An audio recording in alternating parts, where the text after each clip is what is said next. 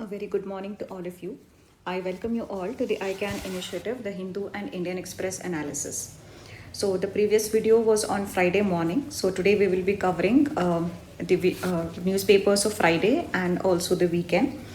And today's content is little heavy, so I'll be going a little bit faster. So we will start today with the title is, it says, "Hats off to your incredible courage, dear human." So this was a very nice piece that was written on the cover page of the Hindu on the World Environment Day on 5th June. So you may definitely expect an essay which can be based on the environment versus development, or regarding the how we human beings are treating the environment, conservation, pollution, and all these things. So you can definitely start an essay with these kinds of things, which will definitely give an edge to your essay. So this basically is a satirical take on the way human beings have been treating the environment. So what it says is the elephants being the majestic of the species on the planet, on the land. But we just have to press a trigger and we end the reign of the elephant. And sometimes if we don't find the rifle, so we just put a fruit filled with explosives to end the such a majestic life. And similarly, whale. So whale, a blue whale, is the largest of the creatures on the planet.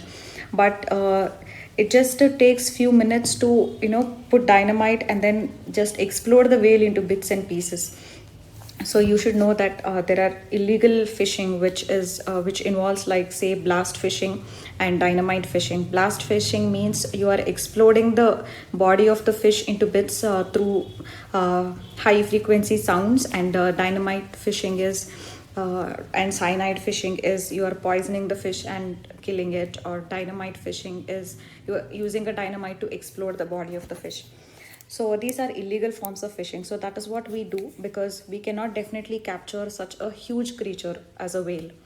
But this piece says that all these things, the way we are dealing with the elephants, the way we are killing the whales, it shows that the courage of the human beings doesn't know any bound at all. But now has come this virus which has confined us to our homes. So this has changed our meaning of courage, and this has slowed us down. So in this case, the hunter has become the hunted and the destroyer has become the destructible.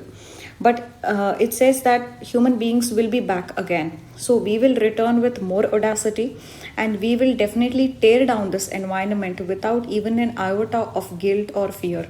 So we are the inhabitants of the land, we are the inhabitants of sea and the sky. So we will come back with much greater force, and we will grab the power again, because we have all the tools at our disposal to grab the power again, except our conscience. So if you begin the essay with these kinds of satirical take or stories, so definitely it will keep the reader more engaged, and it will also touch a corner of his heart and evoke that empathetic response from the evaluator. So we will start with the first topic of the day, which is regarding the India-China relations. So in this, the development is regarding the talks that are now going on between the two countries. So for the first time, the talks will be at the level of the lieutenant generals. So this is the first time this is happening. And this basically shows how critical the issue has been at the border. So we know that the border, the face-off has been happening in eastern Ladakh, in the Pangong Tso region, and in the Nakula in Sikkim, and also in the Galwan area. So this everything, all the details about the recent standoff we have already covered in the previous lectures. So the most important development now is that the talks are happening between the two militaries, and this is the first time that the talks are happening at the level of lieutenant generals of the two sides. So this shows how important and how critical this whole thing has assumed so much importance. So that was the only development. Now we will move to the Cold War 2.0. So we know that recently the tensions between United States and China have been on an increase, so which has led several commentators to say that we are now beginning this Cold War 2.0 that is happening between US and China. So in this regard, this article was written by Vijay Gokhale, who is a former ambassador to China. So this itself makes the article very important, and while writing some of the content of the article which are relevant in the answers, you can as well quote Vijay Gokhale, former ambassador to China, had made these observations. So this will add more weight to the answers. Now the article says that what are all some of the US actions which shows that it is targeting China. So the first thing is that United States has now come out with an order which is restricting the entry of the Chinese students and the researchers who United States is very suspicious that they may have some links with the PLA. So that is People's Liberation Army of China. So it is restricting the entry of students and researchers. The second thing is that the financial regulators in the United States will now be closely watching some of the Chinese firms which are listed in the United States stock markets. So if any such suspicious activity is observed, then these firms will be blacklisted. So the financial regulators have now been asked to be more extra cautious and watch more closely the Chinese firms which have been listed on the United States stock markets. And the next thing is related to the Hong Kong. So now China wants to pass a national security law for Hong Kong also. So this the West has said that is an assault on the human freedoms in the Hong Kong, which actually had that freedom or that autonomy from with respect to China. So this is basically when it says that it is an assault on the human freedoms, it's again a play of ideologies, the Western capitalist ideology which is based on liberalism and the communism that is followed by China. So again, this ideological domain also the issues are cropping up between the two countries.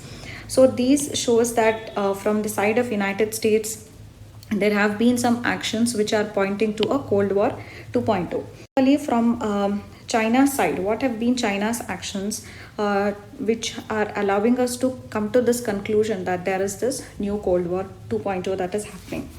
So firstly, China, as if you see, it is building some alternative trading systems. For example, the Belt and Road Initiative. Through that, it is building alternative trading systems. Second, it is even developing an alternative investment a mechanism also through the the New Development Bank in the BRICS and the All India Investment Bank AIIB. Through that, it is again developing an alternative financing or an investment mechanism. So that is the second thing. The third is that China is developing its own global positioning system, because the world over there has been so much of dependence on the GPS of the United States. So China is developing its own version of the GPS which it calls as Beidou. So that also China is now developing. Fourth is China has now come out with its own digital payment platform, which could be WeChat Pay or it is Alipay. So these are the digital payment platforms that China has come out with. Similarly, if you see in terms of the 5G technology also, China has started to take the lead and it is developing, it is using the 5G technology also. Then if you see, the China is also now increasing the resources that it is spending to modernize the military. So a modern military definitely is in the focus of China. So similarly, and then if you see the China's aggressive behavior, for instance, in the South China Sea or in India across the border, you can see that aggression in the Chinese actions. So all of these things end up showing that China is that another power similar to United States and Russia that was there in the Cold War 1.0. So now this is between China and the United States as two important powers across the globe. However, the World Bank former president Robert Zuelich has said that no, should not be any fears about the Cold War 2.0. This is not going to happen. So if somebody is telling that there is a new Cold War, so that will be a mistake. Why is that? Because first thing is that there is a lot of interdependence because of globalization. There is a lot of interdependence of United States on China and also China on United States. So this interdependence will span from farm to factory. So there is that much of interdependence that is happening. So for instance, United States is heavily dependent on the Chinese supply chains. So the supply chains are highly integrated. And and that is one thing. And Chinese are also now they have tried to come out with their own alternatives for all the dollar dominated, US dominated things. But however, China has also been unable to break free from dollar. So the dollar supremacy and dollar domination is still there in the world. So because of this interdependence from both the sides, and also the China has not been able to break free of the dollar domination, so this decoupling effect is going to be a little difficult. So it won't be so easy to detach this interdependence and then emerge as two poles and for the Cold War to start. So because of this interdependence, it is not possible to have the Cold War as it happened in the first Cold War kind. So in this case, when the two powers are fighting ideologically or otherwise in the globe, so definitely India, which is having relations with both China as a neighbor and also with the United States, there is going to be some collateral damage on India because of the fights between United States and China. But what is important for India is to maintain strategic and decisional autonomy. So India has to maintain strategic and decisional autonomy when these two powers are fighting over various issues. So this is about the new Cold War. So next is regarding the man-animal conflict. So this is regarding, we all know that an elephant has been killed in Kerala because the people there fed the elephant with a pineapple that was laden with explosives. So the elephant was also pregnant. So in the first case, this shows how unempathetic and uncompassionate the people have been towards the animals, and it shows the lack of recognition of animal rights and animal ethics in India. That is one thing. And second thing is that the animal had come there in search of food. So this shows that these elephant corridors have they are not unhindered. So we have had several developmental projects and even infrastructure projects. So that has led to hurdles in these continuous corridors for the elephants to move and go in search of food. So when they go in search of food and water, sometimes they go to the nearby soft targets like soft landscapes like coffee or tea estates. But then when they fail to find food there, they will have to venture out into the nearby food-rich farms. That is also because the agriculture and the cities and the villages are now at the fringes of the forest. So because of that, this man-animal conflict is also increasing. And it shows that research in Karnataka has shown that 60% of the elephant population distribution is outside the protected area. So this shows that this approach to protect the animals which are found in the protected areas will not yield results because 60% of elephants in Karnataka are outside the protected area. So this shows that we need to adopt a landscape based approach rather than just a protected area based approach. So that one thing is very important. And this again shows how we have been what has been our attitude towards environmental conservation. So we have had this Madhav Gadgil committee report, so which had recommended that the entire Western Ghat region should be declared as ecological sensitive zone, and no developmental activities like mining or quarrying or any industries should be set up in this region, and whatever is there must be removed. But these states in the Western Ghats region were opposing this Madhav Gadgil committee report, saying it was pro-environment and that will prevent the states from exploiting the minerals in the Western Ghats. So that will lead to backwardness in the states, and there won't be industries and development in the states if the mining of these minerals in the Western Ghats is not allowed. So we have been completely neglecting the environment as a factor, and whenever we see environment and development, we are seeing this as a zero-sum game. We feel that whenever we give importance to environment, development is going to be definitely compromised.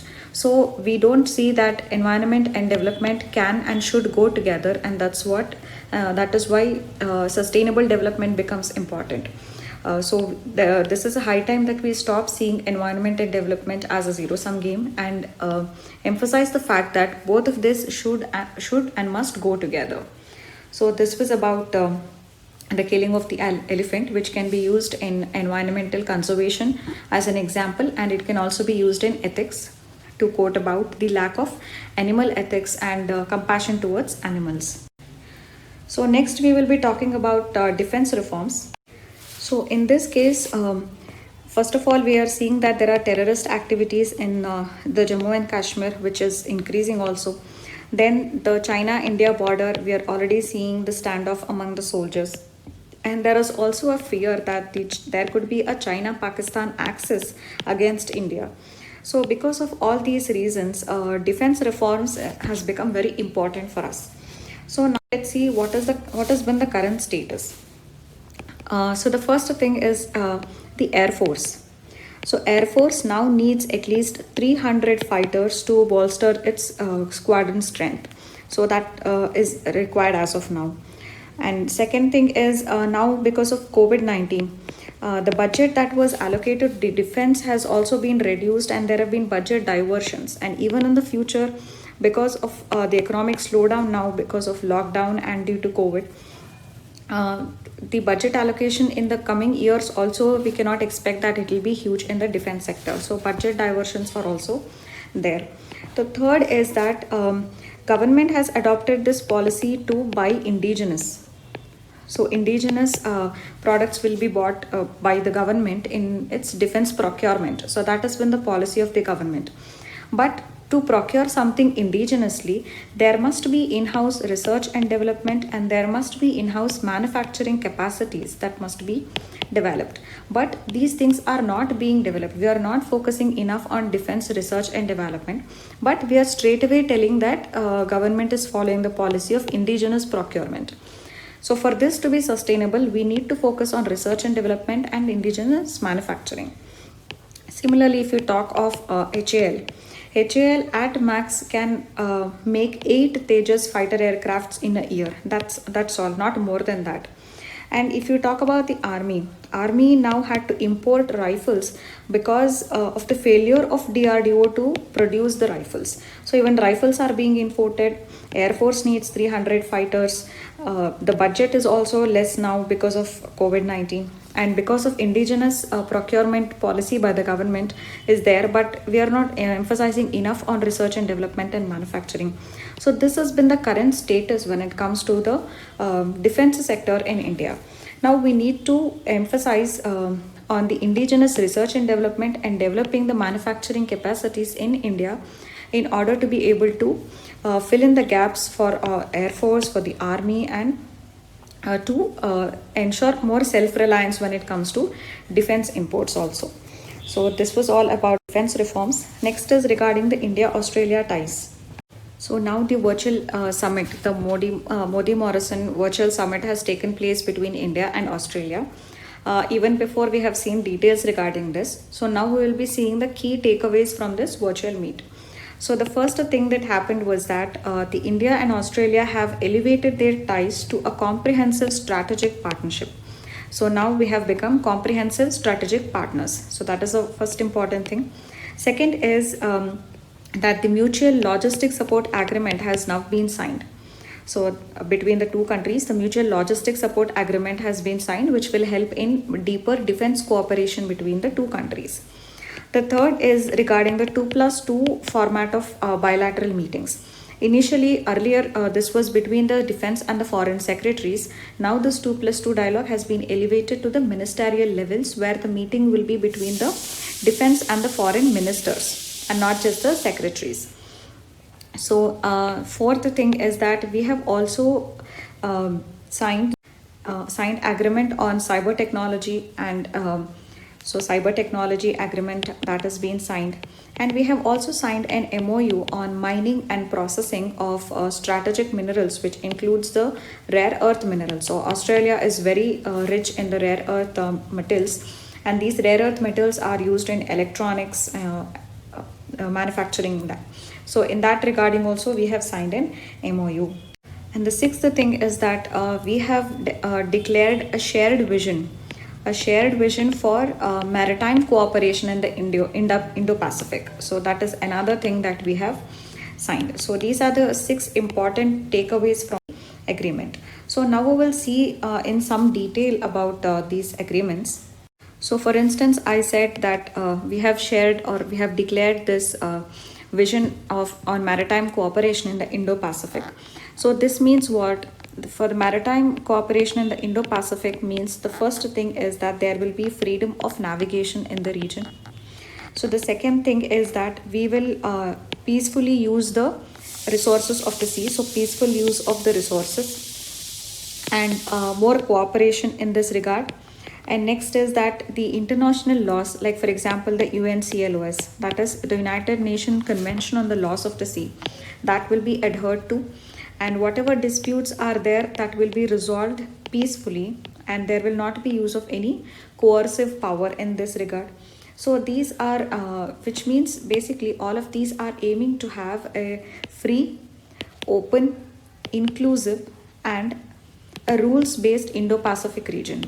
So these are the important keywords which you should write in the answer, that this vision aims to have a free, open, inclusive and a rules based Indo-Pacific region.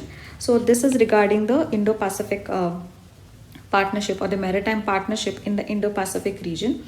So the next thing is regarding the mutual legal assistance, the logistics support agreement. So mutual logistics support agreement, this as I said is going to deepen the cooperation between the militaries. So in this case, what will happen, each of us will be able to use the bases of the others. The military bases of the others can be used by us. So we can use these bases for any humanitarian assistance and disaster relief operations. That is for HADR operations, we can use these bases. And also port exercises will be there and passage exercises will be there. So these are the important points under the mutual logistics support agreement which have been signed between the two countries. So that is it, India, Australia. So now we will see the impact of the disasters. So this particular study was done by the Center for Science and Environment, so which is an NGO. So this is actually a research and advocacy organization. It's like an NGO, Center for Science and Environment. In this study, it found that there are 50 lakh internal displacements in India that happened in 2019.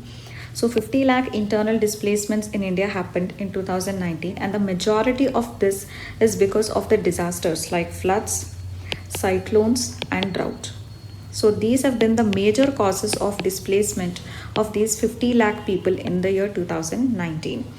So this shows the impact that the disasters have on the lives and livelihood of the people, and it will push people into more extreme poverty and deprivation and make them more vulnerable and disadvantaged. So this data, you can use it while you are describing the disaster and what are all the impact of the disasters on the socio-economic conditions of a country. And this precisely explains the reason to have a more robust disaster preparedness network to make that more strong. So this was for the simple data, so you have to know that. Next is impact of economic slowdown. So whenever we have discussed this previously, that the impact of the lockdown or due to COVID and its impact on the job losses, on income losses, on loss of livelihoods and all that, we have seen what has its impact been on the migrant workers, what have been their condition and the migrant crisis. We have seen all that, but what is happening in particularly in Bengal, this is related to Bengal, that because of the lockdown and even after lifting of the lockdown, there is this economic slowdown that is there.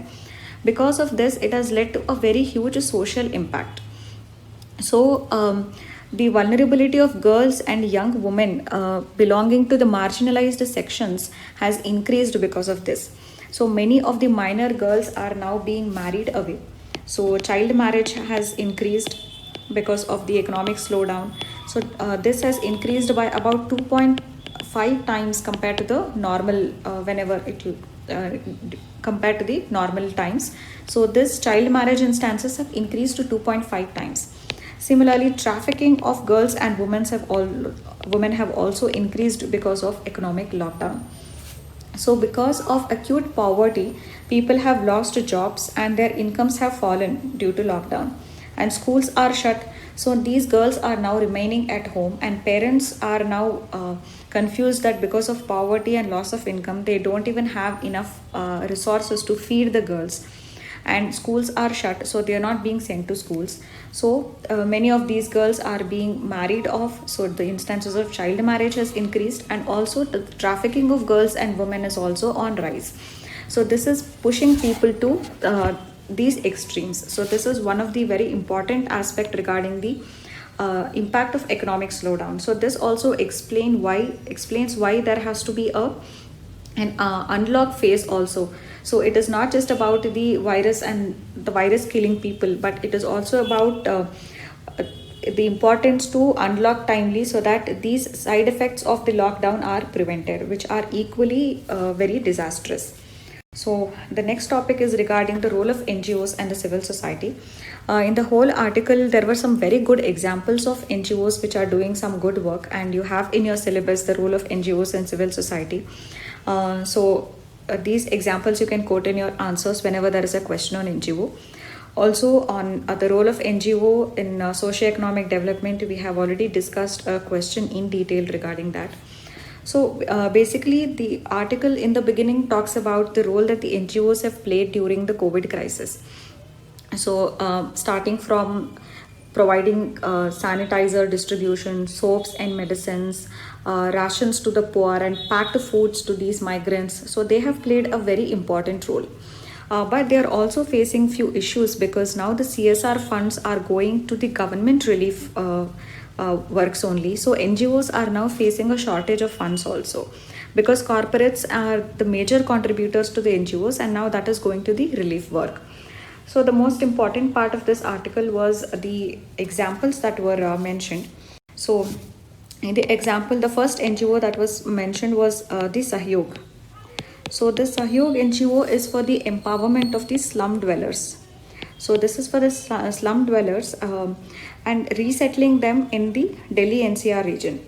So it is providing remedial classes to the poor kids in the slum. It is even providing vocational training to them, and it is forming self-help groups of women and training them also. It has set up many health camps to keep a check on the health of the slum dwellers. So these are some of the important works that Sahyog is doing, conducting remedial and bridge classes, vocational training, forming SHGs of women, and conducting health camps. The second NGO that was mentioned was Shuddhi. So Shuddhi is basically for environmental protection and climate change. So climate change and environment.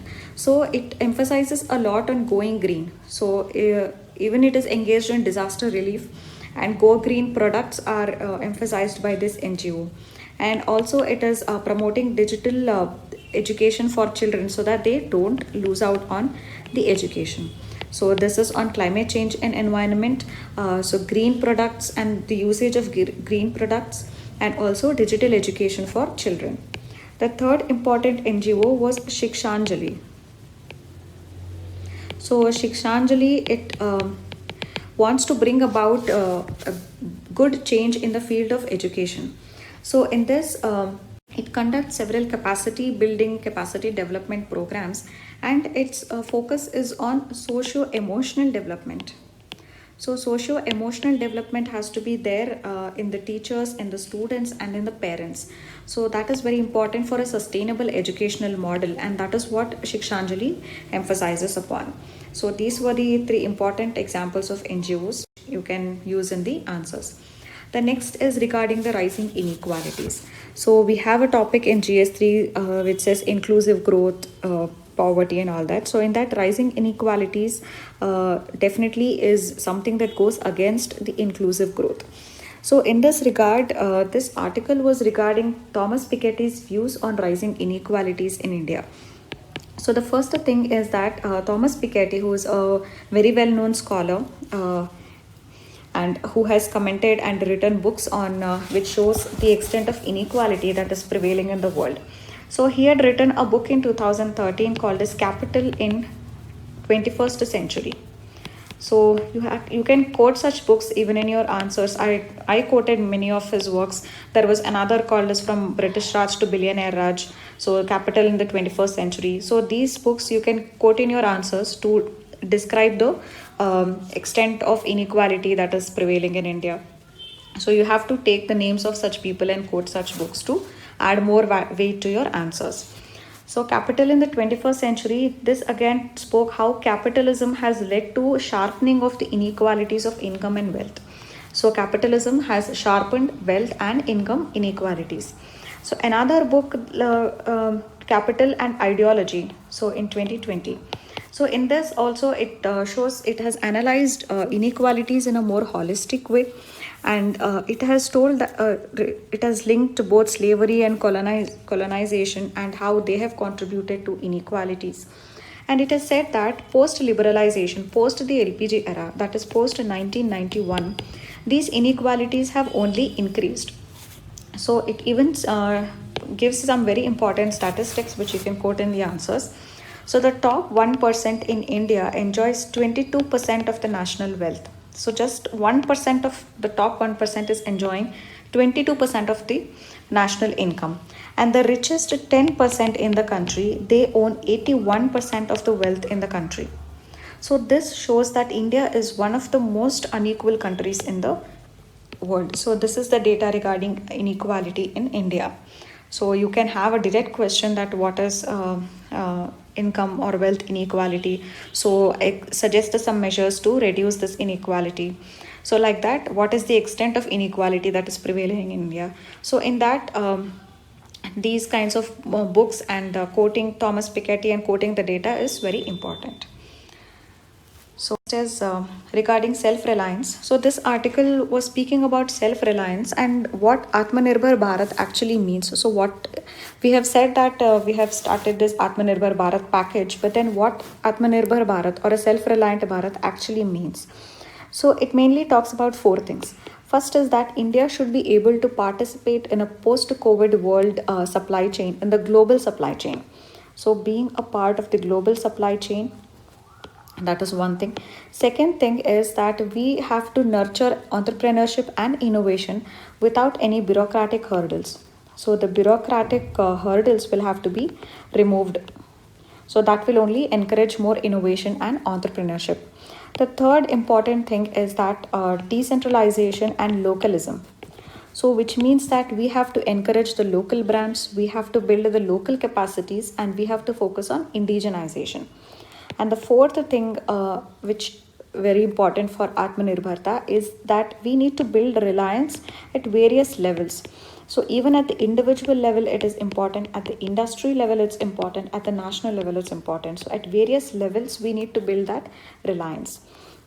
So this article has even taken the help of philosophical context where Swami Vivekananda had also emphasized on self-reliance. So it is basically how we leverage our inner strengths for a national mission. So that is what it is. And the article has given few examples like bureaucratic hurdles. So recently in this under Atmanirbhar Bharat Abhiyan, farmers have now been given the option to sell outside of the APMCs. So they can sell anytime, anywhere. So this means that bureaucratic hurdles have now been reduced. So similarly, when we talk of reliance at the individual level, so there also it is very important to build that reliance at the individual level and at the industries level also. In the industries level, you have the defense industry. India is one of the major defense importers. We have the pharmaceutical industry. So we are dependent on China for 80% of our active pharmaceutical ingredients import. And COVID crisis has shown how much important it is to be self-reliant when it comes to the health sector. So pharmaceutical is another industry which needs to have self-reliance. And when we come to the individual level again, so we need to provide safety nets to the people. And this safety net will come in the form of social security to people. So this could be health insurance or a direct benefit transfer, food subsidies. So these will have to be there. That is very important. And similarly, the migrant workers, they are facing a lot of crisis. So labor reforms which emphasizes on the safety and the working conditions of the laborers, that is very important. So these are the safety nets which has to be given at the individual level to make them self-reliant. So this was all the article was about. So next is we'll be discussing yesterday's or Friday's question. The question was the role of biotechnology in socio-economic development. So in the beginning, you have to definitely define what biotechnology is. So biotechnology, according to United Nations Convention on Biological Diversity. So this, according to this United Nations Convention, biotechnology means it is a technological application that uses biological systems and living organisms or their derivatives, and it modifies these living organisms for some specific use for the humans. So that is biotechnology. So technological application into biological systems or living organisms to modify them for some specific larger use. So that is biotechnology. So when we talk of biotechnology, definitely you have to address the question from the point of view of various sectors. So I'll just briefly tell you, and also we'll give a link to the NCERT, which talks about the applications of biotechnology in detail. So you can go through that, and because it is NCERT, it is a very authentic source. So this, at least biotechnology, you will prepare holistically, and that part of the syllabus will be ready for you. So in the case of applications, first let us say in the field of healthcare. So when we talk of healthcare, biotechnology is used in the industrial production of hormones like insulin and even antibodies, so penicillin. So without antibodies, the world would have seen so many more deaths. Even in the case of vaccines, now that we are conducting trials for the COVID-19 vaccine, biotechnology is very important. And apart from these, even gene therapy, where if you have any genetic diseases, how the genes can be modified to cure the diseases, that is very important. And yeah, so these therapies are now being used for cancers, AIDS to treat such diseases. Next, even developing new drugs. So developing new drugs also needs biotechnology. And then molecular diagnosis. Molecular diagnosis, this we have several of these tests which you must have very frequently heard also, like recombinant DNA technology, polymerase chain reaction, or ELISA. So these are molecular diagnosis techniques which are used to detect some disorders, particularly genetic disorders. So that is, these are all the applications of biotechnology in the field of health. So next, if you come to various other domains, like for instance, we can say agriculture.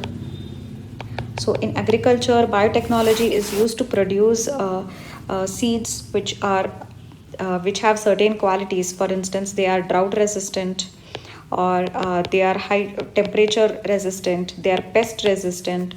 They may have higher nutritional value, like for example, the golden rice, which is more rich in vitamin A. And we have biofertilizers and biopesticides are also there. So all of these things are there. Some of the crops which can stand higher salinity. So these are the applications which involve biotechnology in the field of agriculture. So you can give one or two examples. Genetically modified crops like BT cotton and BT brinjal. So all of these things you can tell, and you can write about agriculture. So next is regarding environment. In environment, again, biotechnology has immense applications. So one of that is waste treatment. So in the waste treatment, you have bacteria, and inoculum of bacteria is sprayed on the biodegradable waste, and these bacteria will degrade this waste. So that is a very environmentally safe method to dispose of waste. Next, we have what is called as bioremediation. So in the bioremediation, microorganisms will feed on something that is toxic, and this will help in treating the wastes that are toxic in nature, that have been introduced in the environment. So it will clean up all the toxic waste. So bioremediation is one thing. And similarly, we have what are called as biosensors. So these biosensors will sense some physical, chemical, or any electrical signal in the environment, and they will be able to indicate that something is wrong. So for instance, these biosensors are helping in monitoring the pollutants in the environment, and then alerting that and detecting pollution in the environment. So for that, biosensors are used. So that is one important. Then biocomposting is also there. So bacteria which can compost the waste at a faster rate, and this compost can then be used for agriculture because they are very rich in the nutrition. And then bioenergy is another thing. So that is from biomass. So this again has been emphasized in India now, the biofuel, biomass, biogas. So this is another area. This also helps in sustainable utilization of the waste also. So that is very important.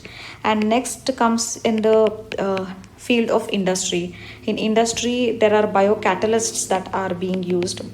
So biocatalysts, bioenzymes are being done. So are being used to fasten up several industrial processes to make them more economical and also environmental friendly. The processes which would have otherwise taken so much time or would have increased the cost. So in these cases also, biotechnology is used. So like this, we can come up with so many sectors where biotechnology is used, and you can write a few points under each of them, each of the sector, so that your answer is more holistic. And as I said, we'll be giving the link to the NCERT, which you can refer later. So tomorrow's question is what is agroforestry, and discuss the benefits of the same. So this is a 10-mark question and it's for 150 words. I think I've missed a slide. The reason I have given this question is because there was a news regarding the Nagar 1 scheme. So it is the Nagar 1 scheme. So this scheme, it emphasizes on developing nearly 200 urban forests in 5 years. So that means in the cities, this will involve development of gardens and development of parks. So this is there, and the article was regarding an example of success of the Nagar 1 scheme. So under which Pune's Varje urban forest has it has converted 16.8 hectares of barren hills to green forests. So this is a successful example, and you can use this scheme to support your answers where if the question is on say climate change, and particularly in the urban areas, you have what is called as the urban heat island concept. So that has led to temperature rise in the urban areas because of concretization and all that. So in that case, we need to have more greenery in the urban areas. So in that case, you can use this. Similarly, now that there was a cyclone in the Arabian Sea as well, so there are several cities which are located on the coasts, and these forests will act as a cushion against these storms and water and storm surge and high speed winds. So these how they can act as the first barriers and provide cushion to us against these disasters and minimize the impact of the disaster. So in all such cases, you can use this. So it was in this context that I had asked this question: what is agroforestry, and discuss the benefits of the same. So that is all for today. And what I also want to say is that now, because prelims has got postponed, you have nearly 4 months time left with you.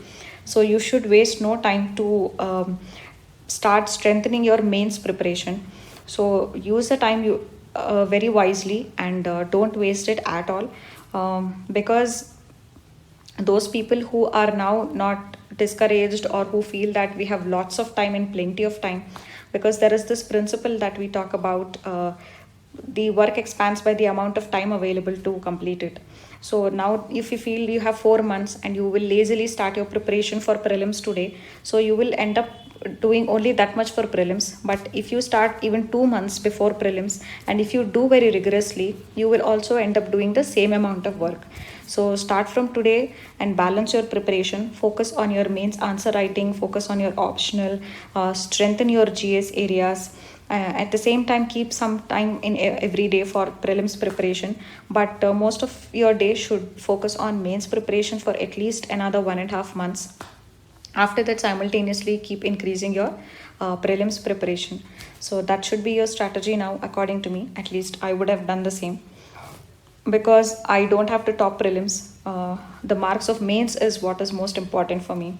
Yes, I need to pass prelims, but at the same time, if I pass prelims, I must prepare myself for mains. So that should be the goal for now. So don't be lazy at all. Utilize your time. That's it for today. Thank you.